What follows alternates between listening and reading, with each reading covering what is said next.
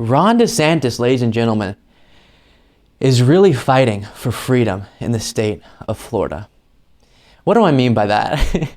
Ron DeSantis has decided to reject the inclusion of AP African American Studies in Florida high schools. Now, this is not mandate that everyone takes AP African American Studies. This is don't allow AP African American Studies to be in high schools, because God forbid people have the freedom to explore interests of theirs.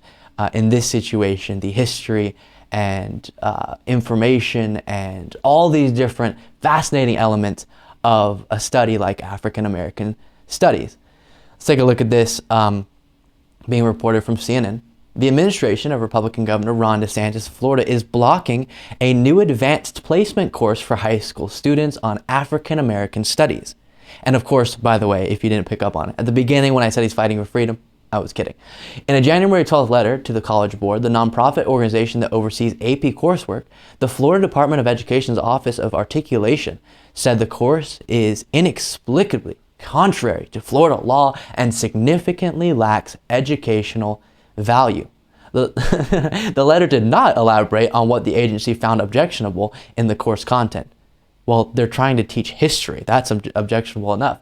A spokeswoman for the department did not immediately respond to a CNN inquiry. In the future, listen to this. This is wild.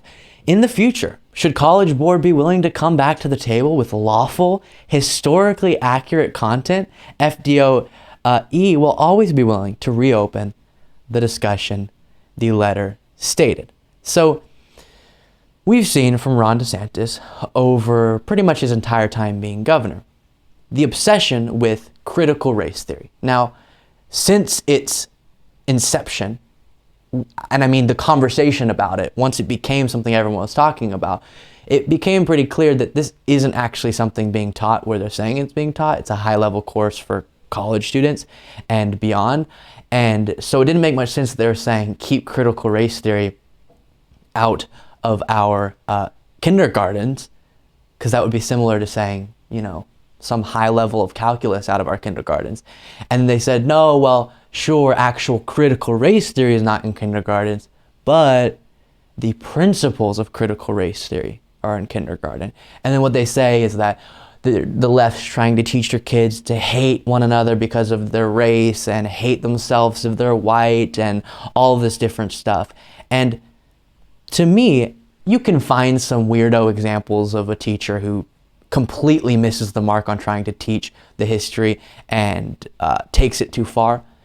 But those are edge cases. What we're talking about here, for the most part, if you've talked to any teachers, if you've looked at what is actually being taught generally, we're just walking through basic history of the United States. It doesn't have to make you hate yourself. It shouldn't. It just should make you, for me, growing up, motivated to push for change. And that was a positive feeling in a sense. And then to the point of it makes you hate other people because of their race. No, understanding the history, the cultural diversity, the racial diversity of the United States and how that has been a dynamic throughout time in the United States actually helps you love and bond and connect with people of all different walks of life. And so shielding people's brains to knowledge is absolutely not the right decision. One more publication here from the Daily Beast talking about this. Florida Governor Ron DeSantis has rejected a College Board request to approve an African American Studies course in his state on the grounds that the course violates state law. According to a report, the advanced placement program, of which a pilot has been launched, was reportedly rejected by DeSantis' administration in a letter to the College Board from the Florida Department of Education's Office of Articulation. So they keep saying this against Florida law and it's not providing educational value, but the line that really got me was, and I've X'd out of this tab now so I can't read it directly, but the essence was, if you can bring us something that's more historically accurate, then we could consider this. What do they mean by historically accurate? They mean historically whitewashed as heck and watered down as heck. And that is not an accurate telling of our history. That is trying to dishonestly portray it. Because they have a distorted view of what patriotism is. As I've talked about a lot in the past, I actually don't like that a lot of left-wingers go like, yeah, whatever, I don't care about being patriotic. I think taking that word and saying, what is actual patriotism? What is meaningful patriotism? I don't think just walking around being like, la, la, la, la, la, America is absolutely perfect and don't say any issues with it is patriotic.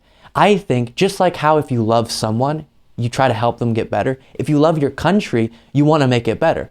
And to make the United States better, it's pretty critical that we understand the history, the accurate history, the good and the bad, to be able to move forward and address real issues now, because of course, current issues are born of our history.